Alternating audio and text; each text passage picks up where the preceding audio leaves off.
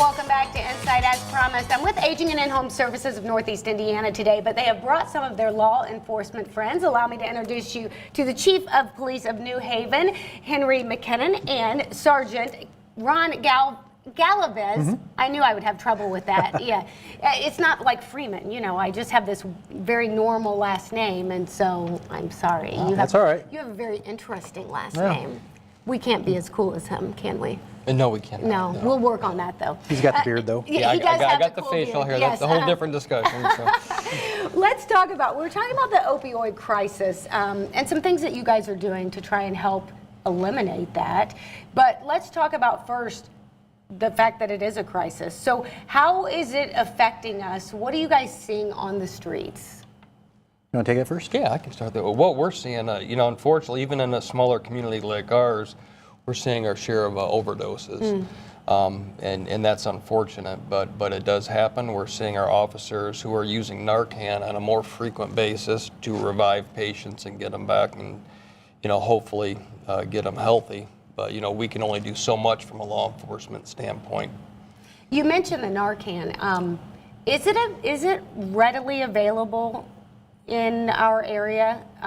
Like in New Haven, do you have Narcan available? For the officers? Yes. Oh, absolutely. The officers carry that on their person. In some cases, we want them to carry two, one for themselves too. A lot of people don't realize that because a lot of what the officers are dealing with as far as testing substances, exposures become a greater risk. So we want the officers not only to have it for the public we serve, but also on their own person in case their partner testing a certain substance does get a bad effect. I would have had no idea that that's In fact, our something. evidence room even has a vial of it right there, just in case we get an exposure in the evidence room. And there was a case here just a couple of weeks ago in Michigan. A Michigan State trooper was on a traffic stop. I don't know if he was doing a vehicle search and had to self-administer himself because he felt the effects coming on, and then radioed for help. So, so it may not even be another officer being there. He was out in the field by himself. So, as an agency, we do the same thing. We carry two doses because again, you just never know. Just one more thing that's dangerous for you all on the job. It's not just guns. It's not, it's now it's something else. I had no idea. We have a statistic that says that Americans have a 1 in 96 chance of dying from an accidental opioid overdose. That's like greater than a car accident. I mean, that's something that when you guys probably started as law enforcement officers, that's what you were responding to, is car accidents. Now you're responding more to this.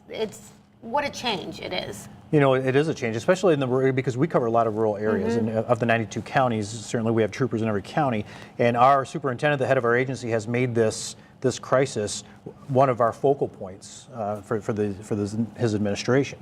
And so, like he said, even in a small community, we see this. People are breaking into people's houses, stealing this. They're purchasing them illegally.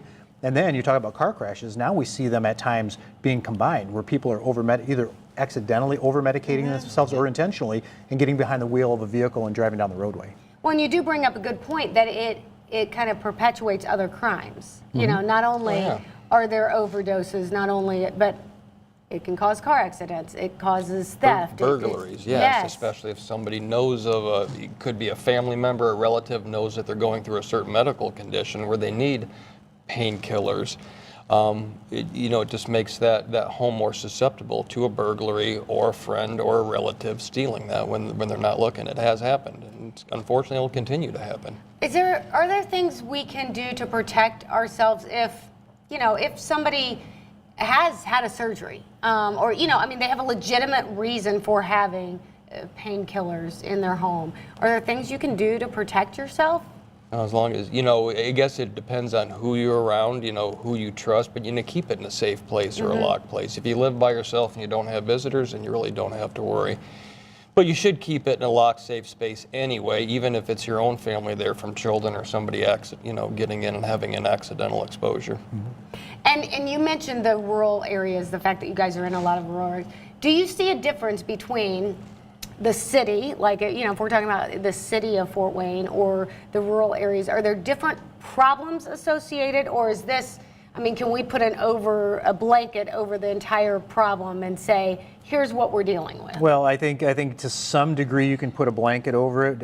One of the biggest differences, obviously, when you're talking the city of Fort Wayne, a city of 300,000 people, and say Noble County, where you got I don't know 50 or 60,000 people, you're talking just the sheer numbers is the biggest difference. But again, across the board, we're seeing a similar type crimes. Again, the other perpetuated crimes, thefts, armed robberies, things of the sort, and also the fact that people are unfortunately dying from these overdoses. So it is a problem all across the board. Absolutely. Well, we want to talk about Medication Collection Day because that's something you guys are involved in, Yes. and that's something that's helping eliminate some of this. So we're going to talk about that when we come back. We'll be right back.